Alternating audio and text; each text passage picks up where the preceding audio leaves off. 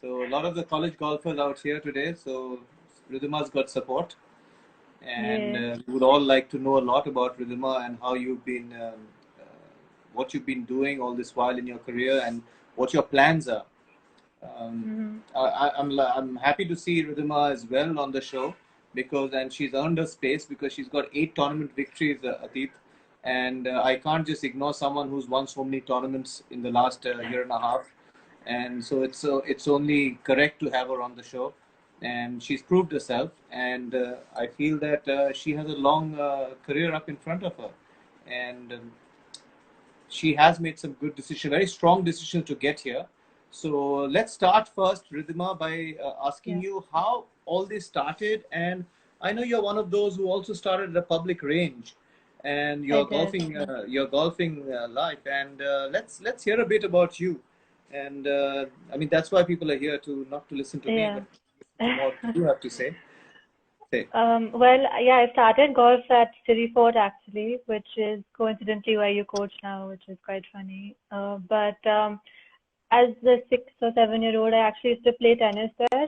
And I mean, I say played tennis, but I used to go like muck around at the tennis court, hit some balls back, and do those group classes as a kid. And uh, the golf range, as you know, is right next to the car park. So every time we would park the car, I would see people hitting balls there, come back after tennis, like see people hitting balls there.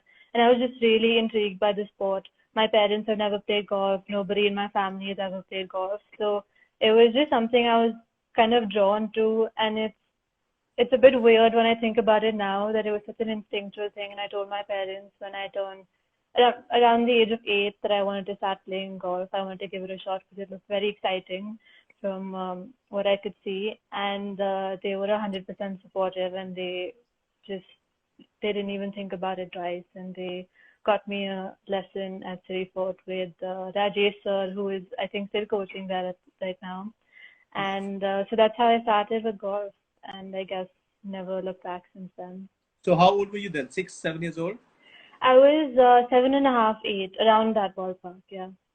Yeah, that's about the time I kind of saw you in DGC also, about the 8, 9. You were about 8 or Yeah, 9. and Yeah. then after starting off at City Fort, I got into the junior training programs at DGC, which is where you probably saw me, and I did, I think, 3 JTBs, if not 4. I did 3 summers of the junior training program, and then I was a student member at Delhi Golf Club, and I used to play and practice there. Started playing junior tournaments, IDU events, albatross events, doing all of that, and just kept playing tournaments, I guess. So tell me a little bit more. Like a lot of questions already started coming in. I know that they're itching to get all the answers from you, Ridhima, and I already see here some of the questions which have come up. We'll keep talking about you, but in the meantime, we'll also kind of answer these questions. The question comes up from a guy called Sohel Sood, who's also a budding golfer, upcoming golfer. How does a Mhm. golfer cope with first jitters in a high pressure situation? Well, I think the one thing I've learned is that the jitters never go, and the jitters are sometimes really good. I actually, it's come to a point where I actually enjoy the first jitters because I realize that that means that I care about my round. That means I care about performing good. But I think it's all about turning the jitters from something negative to something you can take positively on the golf course, and that's what I try doing. Whenever I'm nervous, I just keep telling myself that I'm just I'm nervous because I care about the sport and I'm really excited to be out here and play a round of golf in this competitive environment. And if I wasn't in a position I didn't want to be in, I wouldn't be nervous in the first place. So I think I just keep telling myself all of that, and I think it's very helpful. And just sticking to my pre-round routine, pre-tournament routine, just trying to do the same things every time, that really grounds me and helps me sort of get into the zone to play well. Super. Very good. Because you know something, I was listening into one of these live chats in America, and Mm-hmm. one of the hosts had this top PGA Tour mental coach on the this thing, and he Yeah. works with most of the Yeah. top golfers who are multiple winners on the PGA Tour. Mm-hmm. And he said the same thing. He said that pressure is a friend. Pressure, Yeah. if we keep training ourselves to actually like the Yeah. word pressure, we Yeah, will exactly. actually have no problem with pressure Mm-hmm. because it's Yeah. only when we think pressure is something other than my friend is when Yeah, problems start and it kind of gets to us. So what you for said is sure. absolutely fine. You kind of actually enjoy playing into that with pressure on you, Yeah, because yeah, pressure for you is a friend. It's not yeah. anybody else. Yeah. So Exactly. And so I know a lot of people ask me this, they just say, do you still feel nervous?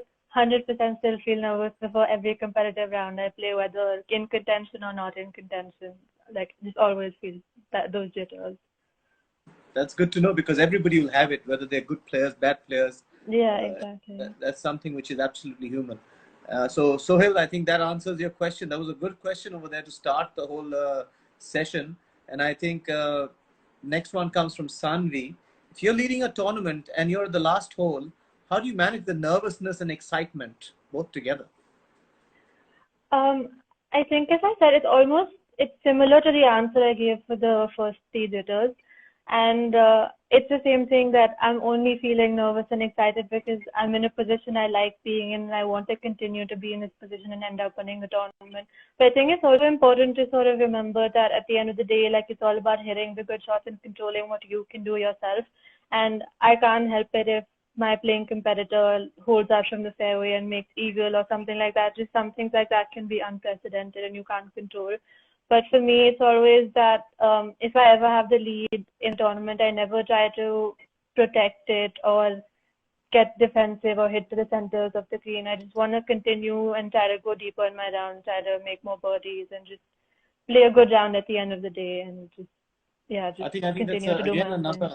another golden nugget there, where you said that I'm nervous and excited because I'm excited about being in that situation, Yeah, exactly. and Yeah. that's what's making me nervous and excited, and I like that, because that's a great feeling, and I would like Yeah. to be in that situation all the time, because then Mhm. of course I'm Yeah. leading a tournament, and Exactly. Yeah. there's your another golden nugget, that don't get scared about it, and I think it's absolutely normal to be excited, nervous, a little bit scared, a little bit anxious. It's fine.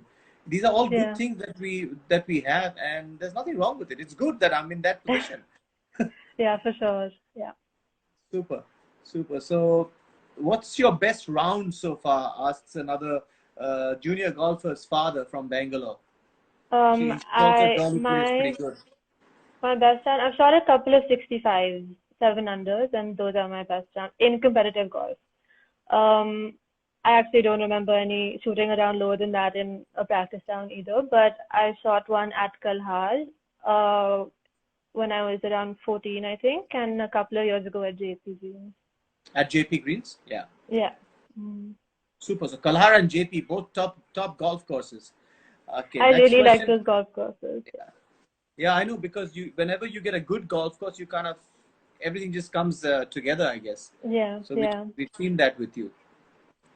Okay, another quick question. How does it feel to be doing social distancing for almost a year, as you're always 40 yards ahead of your competitors on your drives? Yeah, That's we very all kind know of that you you hit to it very say, far. but, but it's And this, not 40 yards, I don't think. I think there's a lot of a couple of girls who actually hit it pretty long too on the WGI. But as far as actually answering the question about how I feel about social distancing, is that I think it's important at this time to do that because this is something we can't control and we just need to do the best we can to sort of eliminate the virus and flatten the curve. we kind of lost you a little bit over there. If you could just Oh, repeat that okay. last part. Yeah, I said that I think we need to do our bit to sort of flatten the curve and eliminate the virus. So we need to practice social distancing really well right now for some time. Right. That question was from Amardeep Malik, another professional golfer on the tour. Oh, I don't know who's sending the question. I didn't tell you his name before because you might have answered it differently. I would have definitely answered it differently. Okay, so now the version that you know that it's Amardeep Malik, you can ask, because he's into this long driving thing. Well, I don't know. You should ask him how he felt when I hit it past him on the first fairway at Noida Golf Course when we played together a couple of times. You actually hit it past Amardeep Malik on Okay, I didn't on hit the it. I didn't hit it past him. It was about the same, close enough. And ever since then, he hasn't hit the fairway when I play with him. He hits into another fairway, so you can't tell anymore who's hit it longer. Well, I don't know whether that's by design or just happens. First he jitters. Ask him about it. Good one, good one. Okay, now a serious question coming in from a junior golfer's parent. how did you manage your studies? Oh, this is important.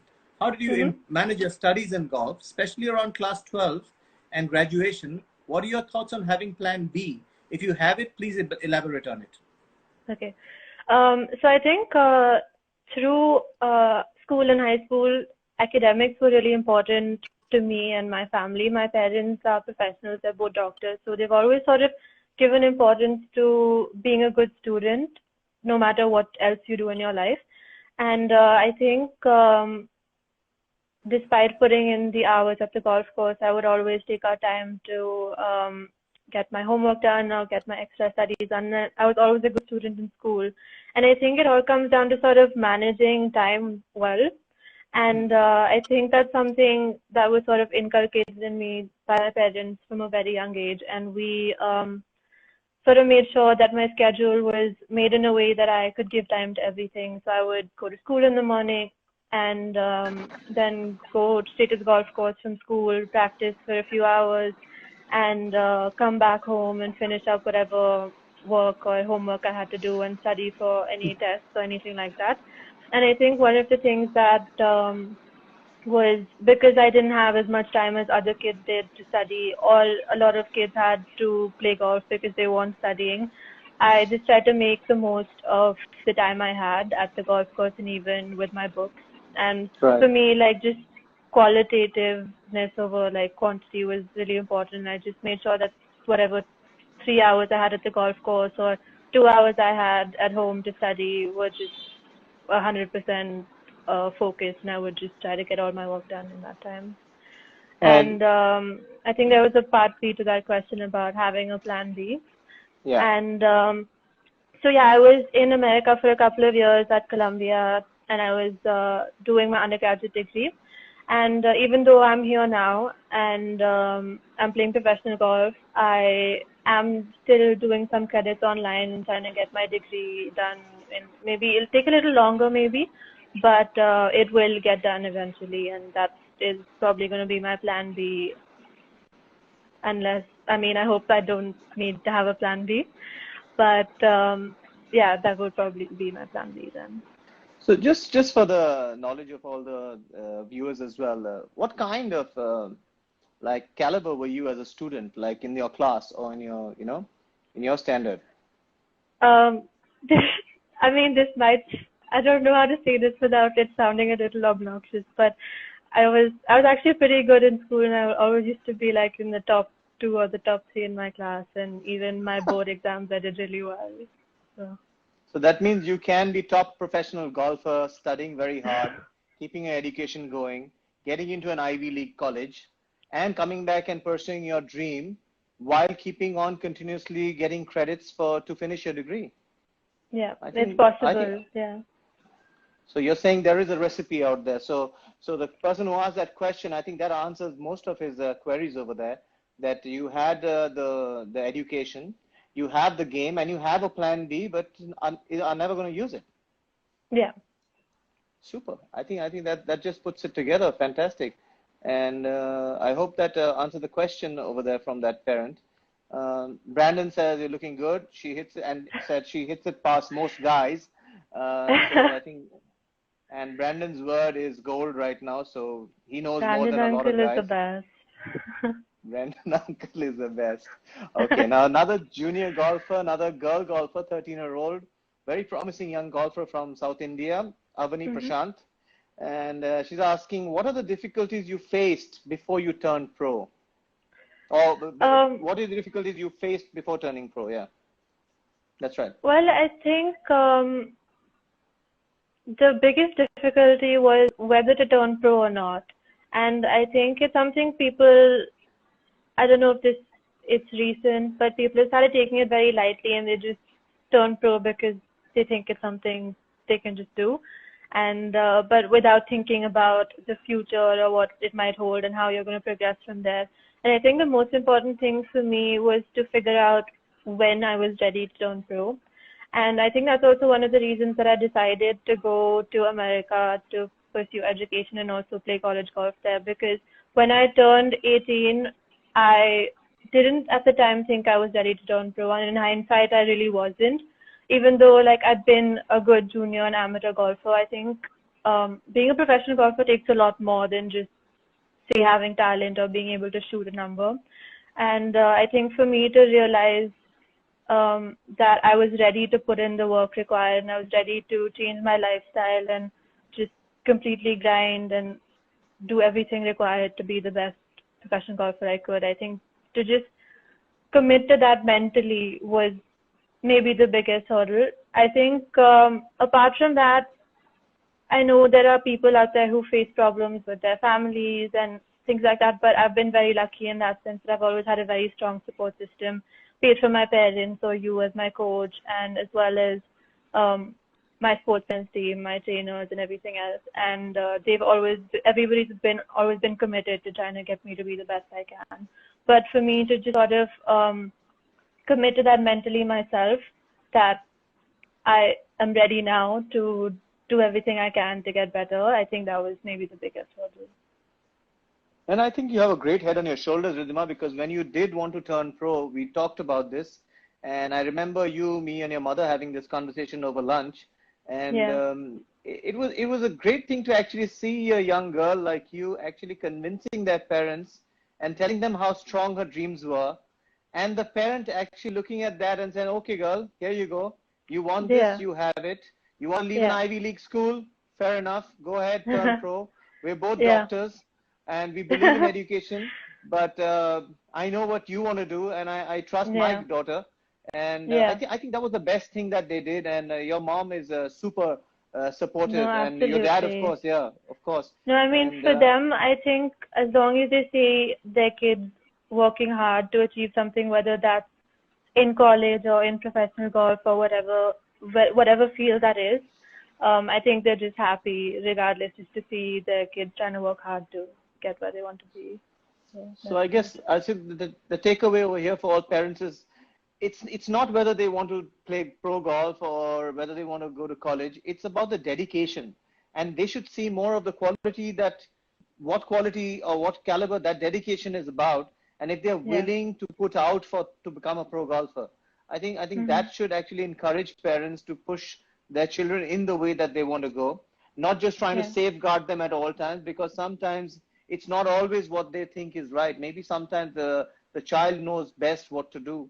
And of course, parents, as you know, I'm a parent, and I also understand that if my daughter just wants to do something, I'm not just going to follow that. But if I see that she's got a full heart set on it and she's dedicated enough to do that, she might even miss college. I don't care. But as long as she's doing it very dedicatedly, that's fantastic. Well done, Ridhima. I think that's a good answer as well for the rest of them. So next thing coming up from Brandon: single biggest hurdle as a young pro to chase your dream? I think it's just because trying to go out and play Q schools and trying to go outside and compete in international events, it sometimes gets really hard to sort of put funds together and try to organize things and get that all done. So as a young pro, I just wish there was, I mean, I know there are corporates who are very interested in golf and who want to go out and help people. But I think it would be really nice if more corporates, more people came forward to support younger golfers and professional golfers to sort of go out there and just go all guns blazing without thinking twice about financial support or asking their parents to help them out and things like that. And I think in return, people like me and us young pros would be really happy to do our part in growing the game on the corporate side as well as the public side of things. So I think definitely the biggest hurdle for us, and I know not just me, but a lot of other young pros that I play with and practice with, they're facing the same things right now. So yeah, it would be really helpful to sort of have that backup support. Sure, and something again you pointed out over here is something in the infrastructure which needs to be put together.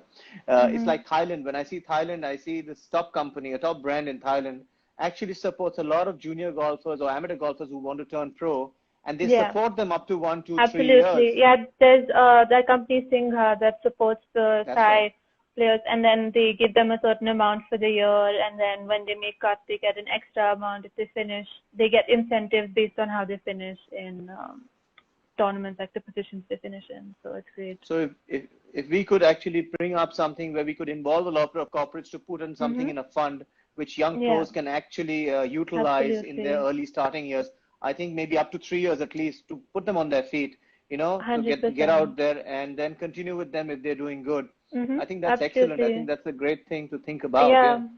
I think a lot of companies, because there aren't many people out there supporting, they always want to pick the people who are already established without realizing that they could make a lot more dividends by supporting up and coming players who can grow and also make the game grow with them. So I think it's not just about picking the top few, like picking the cream at the top and supporting them. It's also about trying to grow the game and encourage more people to turn professional and try to go out there and play different tours.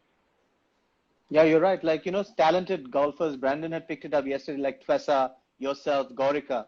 You know, you guys are young, you want to get out there, and today you need the funding to get out there. It's not that everybody has so much backup that you can go to European school or you go to American Q school and try to qualify, because it's a big expense, because the qualifying schools are stages. So you have to go, you have to come back, you have to go again, come back again.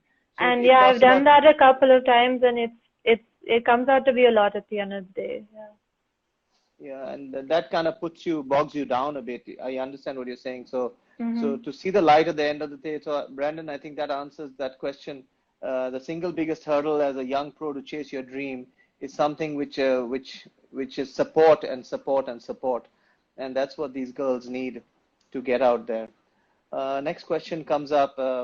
Prashant, a kid from Calcutta, wants to come up with this. You've met Prashant on the range. Sometimes he comes out and works with me here. Prashant wants to ask you, how did you manage studies and golf side by side? I guess you just answered that question. Yeah. And Prashant, go ahead. Oh, so to like reiterate what I had said, it was just no, I think for me you got stuck for a bit, but am I okay now? Yeah, you're fine.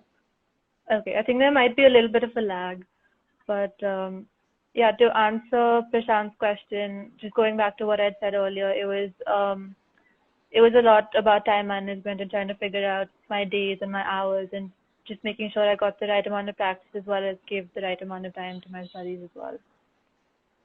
Fantastic. So Farzan Hirji, who's the Championship Committee Chairman IGU, says he's proud to hear about your personal resolve and gives you a big hand over there. Well done. Thank you, sir. That's very kind.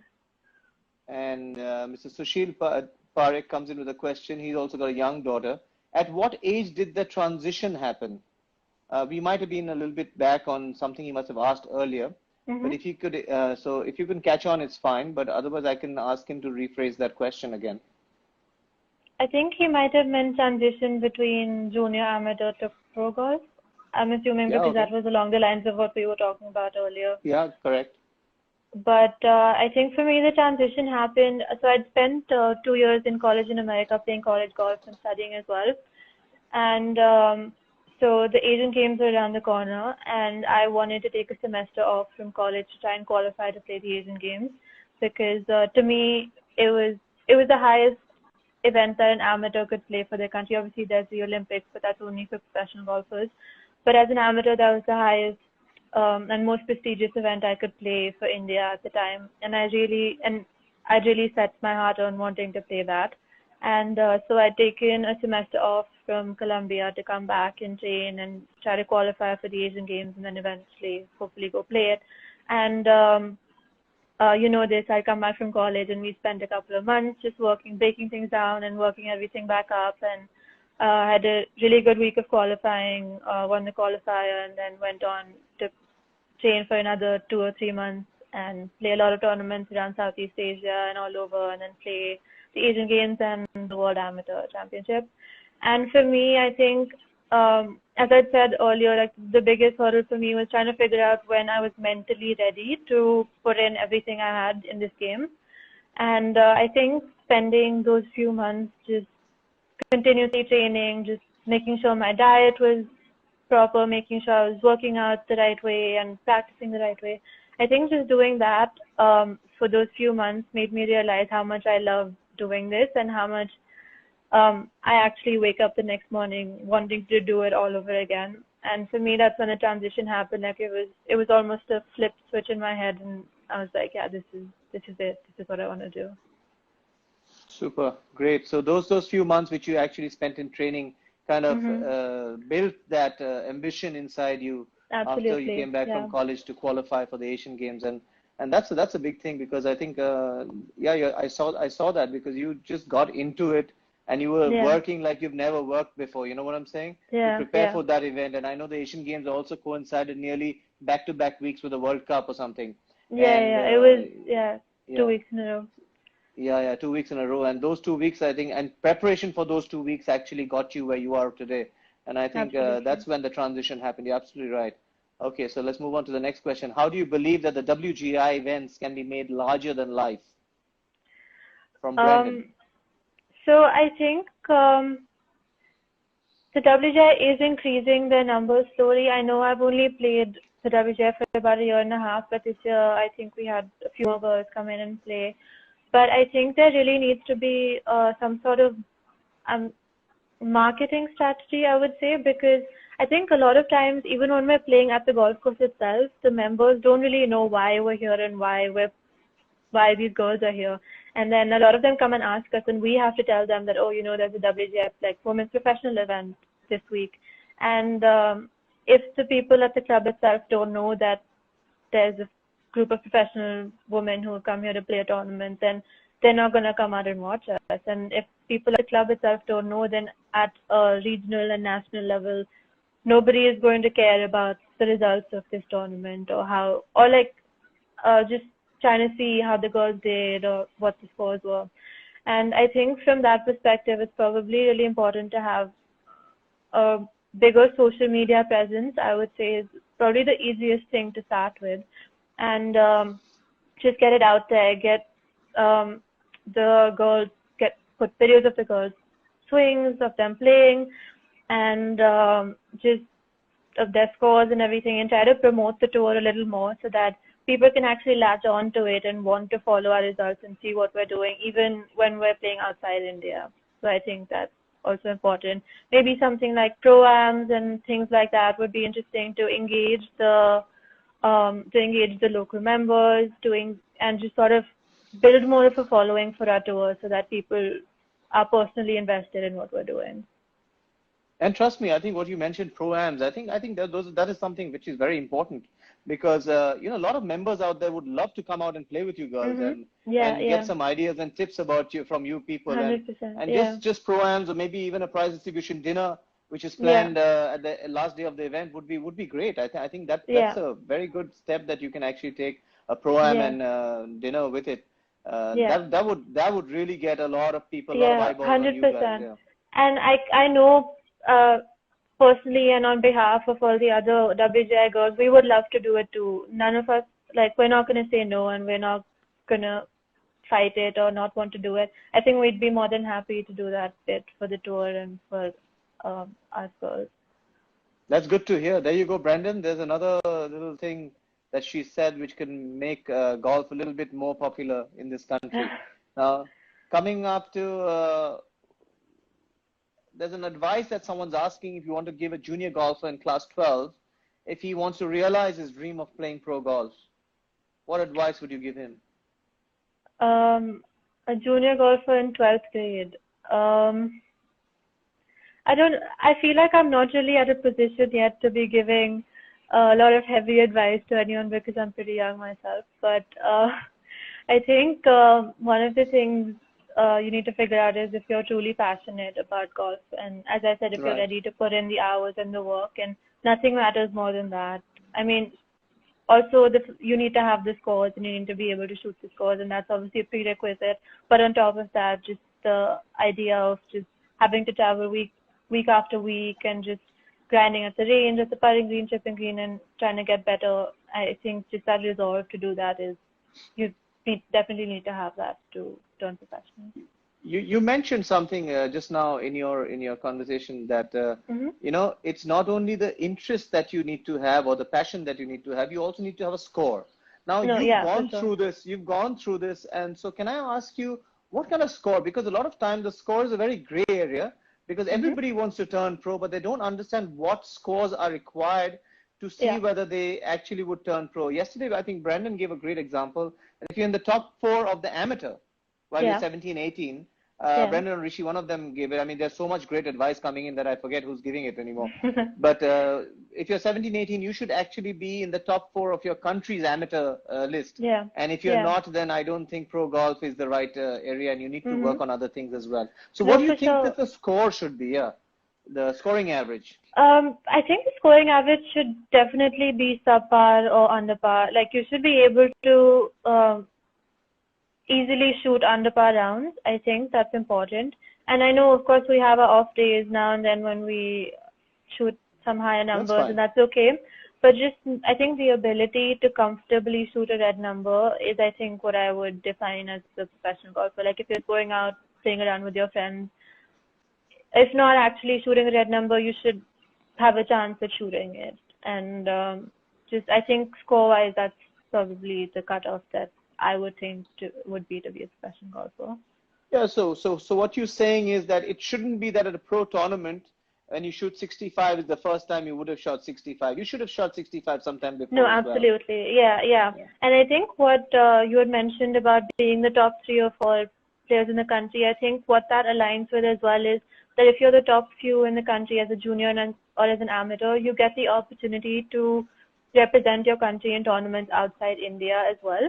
So I think doing that and playing those events is obviously a real growing experience for any amateur or junior. And I think just to have that, I would also think that is somewhat a prerequisite to have before you turn professional, because obviously the goal is to not continue to play in India for the rest of your life. You want to go out there, you want to play different tours, you want to go play tournaments outside India. And if that's the first time you're doing it as a professional golfer, I think that's not really ideal. I think as a junior, just to have played at the highest level that you could as a junior, I think that's pretty important too. And competing and seeing what it's like out there. Right. So equating yourself with the rest of the world and seeing where you stand in the world of golf makes sense. Yeah, 100%. Yeah, I think it's very easy to sort of fall into this comfort zone of where we are in India and how we're ranked in India. But all of us, like, the goal is to be the best in the world and not the best in the country. So I think just to have that reality check by going outside and seeing what other players are doing and what you yourself need to do to get there, I think that's really important. Super. Okay, next question comes from another very, very talented young girl from the south, from Bangalore. And I've seen her play myself. Very fit girl. She works very hard at her game. Improved a lot in the last year and a half. Sneha Sharan, do you think that I know how to. The college golf experience that you had helped you gear up to turn pro? 100%. I don't think I would be neither the golfer I am nor the person I am today without having spent the 2 years I did in college. And I know that just being there for 2 years isn't quite a college golf success story if you think about it. But I think just the fact that me being out there competing on American golf courses against some of the top, we were a Division I team, so competing against the top golfers out there, and just sort of having to manage everything on my own. I think the one thing about pro golf that nobody kind of expects is how much you have to do on your own, and you're like constantly traveling. And even though you have travel buddies and friends and things like that, at the end of the day, you need to figure out your own schedule. You need to figure out what works for you. And I think just being in college and doing that for 2 years, just trying to manage golf and academics as well as whatever else it entailed, just sort of taught me how to figure things out and just kind of inculcated a deeper sense of work ethic, I think, which has been really important in my professional golf life or just life in general. Great answer, Ridhima. I think, as I'm saying, that I have no doubt that you're going to have a great career in front of you. But another person who's really interested to know is Atit Gaur, and he says, where do you see yourself 3 to 5 years down the line? Now, for everybody, Atit is heading Taylormade India, and he has supported so many players. I can't even say how much he's helped golf since he came into Taylormade India somewhere in the middle of 2000, somewhere 2005, 2004, I think, I don't remember. when the first time I met him. But it's just fantastic, the kind of support. I mean, I know personally, I've asked him for so many players to support. He's never said no. The one thing that Satit has never said, he's never said no. I'm yet to hear a no from him. And just for that, you have to tell him and you have to give him something. Where do you see yourself 3 to 5 years? Because he didn't say no to you either. No, he definitely didn't. And I just want to say thank you to him for just being there and supporting me with equipment and balls and everything else that as you said, he never says no. Whatever I've asked for has always been given to me. So thank you, sir, for that. And where I see myself in another 3 to 5 years, hopefully playing the LPG in America. That is the end goal. That is where I want to be. And whenever all of this ends, who knows when this coronavirus pandemic ends. But I would love to take a shot at going to Q school in America and trying to get my card there. So hopefully another 3 to 5 years you'll see me there, or sooner than that, hopefully.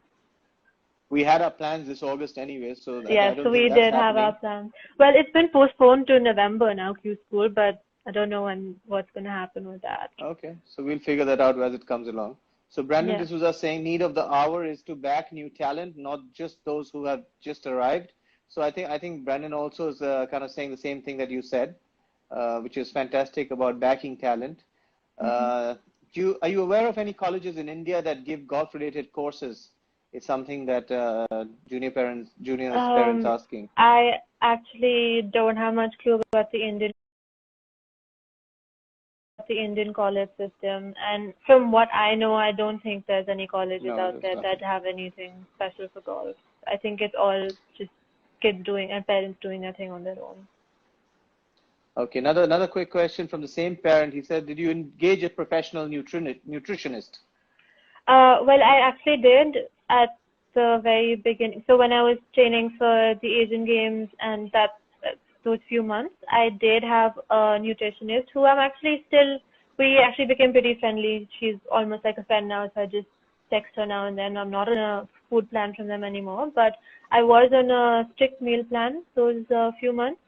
And I think I've also made the effort, like even when I was with my nutritionist, I always used to ask a lot of questions and try to find out things for myself and also research things for myself. So I think at this point, I am sort of doing things myself, but this is after having already been and spoken to a professional and looking up information and figuring things out.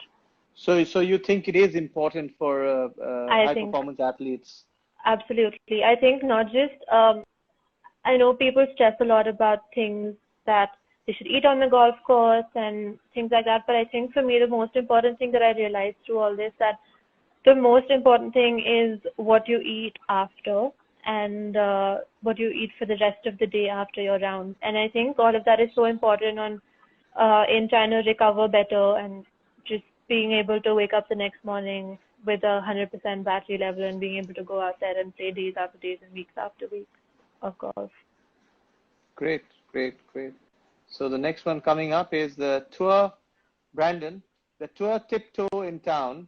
Play 54 holes and disappear. We need pro-ams and skill events. That's also agreeing with whatever you had said. I think this is on a little lag. So I'm just reading to Trace. Brandon reiterates pro-am is a must. And Mr. Parekh, the question that you answered earlier was, he meant the age, the transition age. At what age you really started converting and believing your dream into reality? I think that's a bit of a tough question to answer because I was always very invested in golf growing up through my junior golf years, through my amateur golf years. And so there was never a time where I didn't take it seriously and then all of a sudden I started taking it seriously. But as I said, probably around the age of maybe 19, 20 was when I decided to turn pro, was the real turning point. But I think despite that, through my junior years, even in college, I always gave time to golf, and that was always something that was very important to me. Good, great. Okay, another little girl asking you a question. She's about 12 years old. I think she's also turning 13. Zara is her name, and she plays pretty good golf. She's between 0 and 3 handicap. No, that's from her impressive. tees, which is fantastic. I mean, she also goes up far. I've seen her shooting 69s and 60 and Wow. 70s. So, are you looking to head for the LPGA eventually? And this is something she's asking you because she also wants to know. If Yeah. yes, what are you focusing on? Mm-hmm. What differentiates physically and mentally? Okay. Um, yes, to answer that question, yes, 100%. I want to go play Q School in America and try to qualify for the LPGA. And I think to be shooting good scores is obviously a prerequisite for me. I need to know that I'm consistently shooting uh, under 72, under 70, like putting up some good numbers. And I think that's really important to me because the scoring is obviously very low in these events, and you can't just expect to go out there and try to qualify without being able to shoot the numbers. So I think that's really important for me is to work on my scoring. And I don't think that's just a physical thing. And I think a lot of us have the potential, can hit the shots, can make the putts, but I think a lot of it is very mental. And just being able to sort of break that barrier and like every time you go out on the course, just try to go lights out and try to make as many birdies as possible.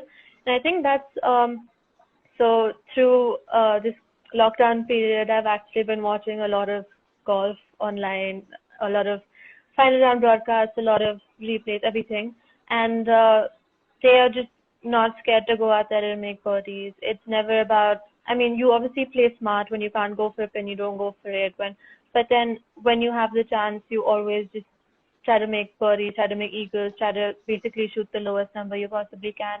And I think for me, to sort of mentally just not be okay with anything that's not a red number. I think that's important. Like a lot of times when you shoot like a 73 or a 74, you're like, okay, it was like not really a bad day. But I think just to, after those days, just to like sit down and be like, what could I have done to shot a 68 instead of a 72? So I think just trying to figure all of that out is important to me at this point.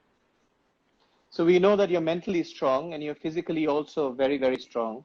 And how did that come about? And give us a little bit insight into your physical workouts. And because I know that you work on your fitness a lot, Mm-hmm. much more than anybody I know. Well, I think so I've actually been working with Sports Science Performance Center since I was 14 years old. And so working with them initially as someone who had just been playing a sport and not been doing any weight training or anything like that, it was very important to make sure that mobility was all good and to get the basic movements, just activation of certain muscles and um, just doing all that for almost a year and a half before I moved on to strength training. And it is something that I honestly love doing now. It's not just something I do for golf. It's something that even if I didn't play golf, I would keep going back to the gym to do that. I um I love like lifting. I love squatting, deadlifting, doing cleans, all sorts of things. But I think it's really for me and the people I work with, they've been very particular about doing things in the right way to make sure that performance never gets affected. And there's been times that I've wanted to go and like lift more weights or like try to get stronger, but then they're just like, no, this is not the time to do it. You're in between tournaments. You need to take the off time that you have and try to build strength during that. So I think for us, like periodization is something that has been super, super important, something we've been doing for the past 3 or 4 years, in that I try to give them a schedule of the tournaments that I'm playing and we work around it, and we try to find an off season where I have 4 or 5 weeks off where I can build on strength and do stuff like that. But when I'm during tournaments, it's all about maintenance work. It's about power work. It's about trying to do quick movements, trying to produce power really quickly. And so yeah, I think I actually lost track of what the question was, but No, it's so fine. It's fine. You're just answering the correct way. Don't worry. You're talking okay, about cool. how the physical workouts Yeah. have helped you and how you go about it. Yeah. Yeah, no, for sure. They've been really helpful. And I think the most important takeaway with working with professionals in sports science has been that you need to do the right things at the right time, whether that's nutrition or fitness training or whatever it is. So gotta lighten the load a little bit when you're playing tournaments, but keep doing quick movements, power movements, that your speed doesn't suffer, and keep doing enough strength training so that you don't get weaker. So just sort of balancing that whole thing. And right now we've been doing it for a few years now, so it's gotten a lot easier now. And even though I'm in lockdown right now, we're just constantly communicating about what I should be doing on certain days, how I should be changing my workout, doing new things. So it's trying not to lose power and strength in this off season as well.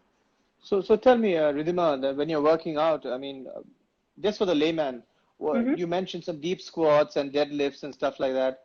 Yeah. What's your maximum weight that you've kind of overcome ever? Because I know lots of pro golfers tuned in who are professionals on the men's tour, and they would like to listen to this. But you know, which is the best achievement as far as weight training? Well, so my squat, like my 1 rep max, the maximum I've ever squatted, a year and a half, just doing all that for just my squat, like my 1 rep max, the maximum I've ever squatted is 100 kgs, and I've done that 1 rep and once ever in my life, which was a few months ago. And my deadlift, I actually don't have an exact number on my 1 rep max, but I've definitely lifted above 120 kgs, so like 130, 140 kgs. Power to you, girl power there. Okay, so that's great. And speaking on the power thing, you know, you also want to make it to the LPGA. I also believe we've had this conversation for a few coaches and a few supporters of the game in the last week, and they also believe that distance was a very big factor in today's game. So just an idea of when you say far, how far do you hit the ball? Like, you know, with a driver, maybe, suppose. I think my driver carry is about 250 on the fly, I would say. Yeah, it's about that much. And 250 on the fly and maybe a little bit of roll. That means about depends on the golf course. Yeah. Depends on the golf course. That's a great insight, because a lot of people just tell us when we ask how far do you hit it, they say, oh, 320, no problem, because the ball rolls on a sprinkler and runs on. And they found that. No, but like a lot of golf courses are very soft, especially courses in America. It's all about the fly numbers, and it's not about how far you can roll it. You have to carry bunkers, have to do all of that. So you need to know how far you carry anything. Yeah, and if I'm right, I've seen that Anne Van Dam, who's the longest hitter in the world, is at about 260, 262. Am I right there? Yes. On the fly. She's very long and has a great looking swing. Yeah, that's right. Okay, and go to the irons. Okay, well, how about an 8 iron? How far would you hit that one? Well, to be exact, about 147, 148 on the fly, an 8 iron. Correct. Yeah. Super, that's great insight. You see, the pro golfers here, the viewers here also get to understand what it is that you do and how it works with you. So another one coming up, another question. Tarun Sardesai had mentioned discipline is what we lack in India. What is your take, and how disciplined are you? An example of a day in your life. So first of all, I wouldn't say that discipline is something we lack in India. I think there's a lot of people who are disciplined, but then there's some who aren't, which is the case everywhere, so not just an Indian thing. But how disciplined am I? I don't think I can say that about myself, but I think I'm pretty disciplined as far as my routines go. And a day in my life, does that mean currently right now, or just a day in my life before lockdown, or before? No, before lockdown. Before lockdown. Well, usually I wake up in the morning and get my stretching and mobility work and prehab, everything done for about an hour, I'd say, and have some breakfast, go out on the golf course, and I usually like to practice for a couple of hours and then maybe go play 9 holes. But there are days when I have a game and I'd go play 18. So maybe like 2 or 3 days in a week I'd play 18 holes, and other days I'd put in 2 hours of practice and 2 or 3 hours of practice and go play 9 holes and come back and practice a little bit. And so I'm usually there at the golf course from the morning to late afternoon, maybe 3:34. And then I come back, either I come back home and work out myself, or I go to my gym in Delhi and work with my trainer. So that's about an hour and a half of work. and then again come back and make sure I've stretched and recovered and eaten the right things, and then get going again the next morning. Super, fantastic. That's a good workout, good plan there. Atit Gaur says all the best, and I know that you have the talent to play LPGA, so he knows in his heart that you're getting there, and we will continue supporting you. So that's a great thing coming That's from so Atit. kind of him. Thank you, sir. That he just and to me he says he can't ever say no to me, as I have always advised him on the good things. Most people cannot say no to you. No. There are lots of people who can say no. Ask the ones inside the house, they tell you. I don't get my way inside here all the time. How does one plan to transition from junior to amateur and then pro? I think you've touched upon that subject in various ways. And also the next question comes in from the same person, so I'll say it together. Does one need to strategize for under par score? Are there any pre-round strategies for looking for holes that can give birdies? So to answer the first question, I also don't think there's a exact transition point. I think it's that if you're playing good scores and playing good numbers, you know when you're ready to turn pro, and it's not just this big step in your life, this big hurdle that you have to cross. It's that when you're ready, you know, and then you just turn professional. Everything's pretty much the same. You're still playing golf at the end of the day, whether it's as a professional or as an amateur.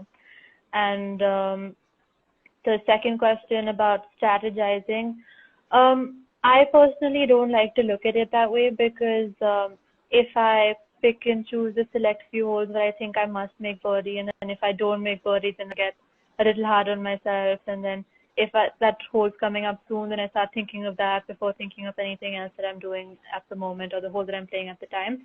So I don't know if that works for certain people, and I've also heard some people actually do that, but I personally it doesn't work for me, so I don't do that. And as far as like any strategy about shooting under par scores, I think having a particular strategy also does not work for me. What works best for me is to just sort of just go shot by shot and try to look at what I have in front of me and try to play the best shot I can. And for me, that helps me shoot the best score that I possibly can. And I know that's a very personal thing, so it could be different for different people, but for me, it's about just focusing on process and trying to make sure that I hit every shot as best as I can. Great. Okay, couple of questions. I'm going to just join them up because I think they're similar.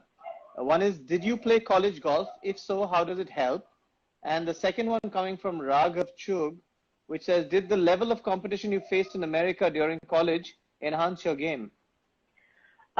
So yes, I did play college golf in America. I was on a Division I team in Colombia, and I think, yes, to answer Raghav's question, that the level of competition did help me enhance my game. Although I wasn't in the most competitive Division I college out there, but it was still very competitive.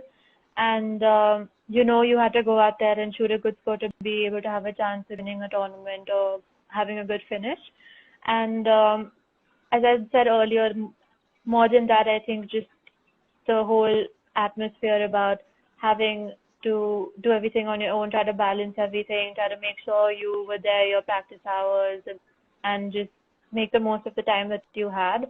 I think for me that was the most important takeaway from college, but also just the competition and the golf courses were definitely a help for me.